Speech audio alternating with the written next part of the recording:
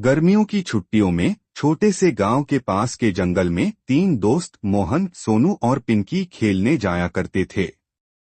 वह जंगल बहुत घना था, जिसमें ऊंचे ऊंचे पेड़, रंग-बिरंगे फूल और तरह तरह के पक्षी रहते थे।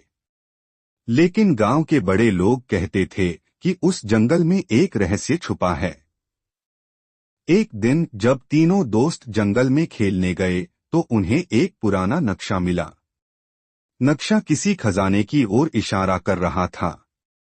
तीनों बच्चों की आंखें चमक उठीं।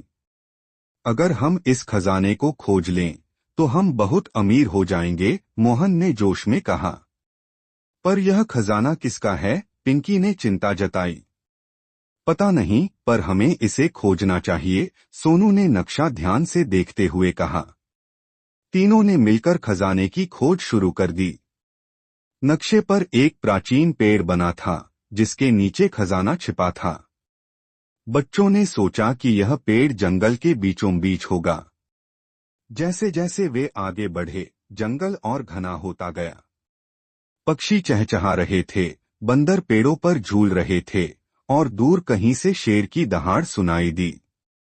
तीनों बच्चों के दिल तेजी से धड़कने लगे। थोड़ी दूर चलने के बाद उन्हें एक पुराना और विशाल बरगद का पेड़ दिखाई दिया। यही होगा वह पेड़, मोहन ने उत्साह से कहा। तीनों ने वहां खुदाई शुरू कर दी। कुछ देर बाद उन्हें लकड़ी का एक पुराना संदूक मिला। हमने खजाना खोज लिया, सोनू खुशी से चिल्लाया। लेकिन तभी जंगल के राजा शेर वहां आ गया। तुम लोग यह क्या कर रहे हो? शेर ने गरजते हुए पूछा। तीनों बच्चे डर गए।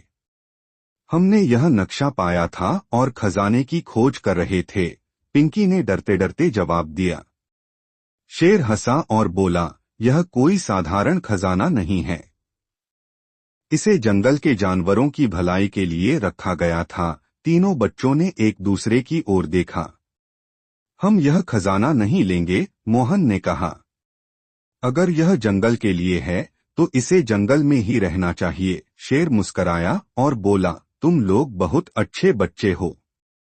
ईमानदारी सबसे बड़ा खजाना है। शेर ने उन्हें एक तोहफा दिया, एक जादुई पत्थर जो हर समय चमकता रहता था। तीनों दोस्त खुश होकर गांव लौटे। उन्होंने अपने परिवार को पूरी कहानी सुनाई और समझा कि असली खजाना ईमानदारी और दोस्ती होती है। उस दिन के बाद वे जंगल में और भी मजे से खेलने जाते और हमेशा उसकी रक्षा करने की कसम खाते।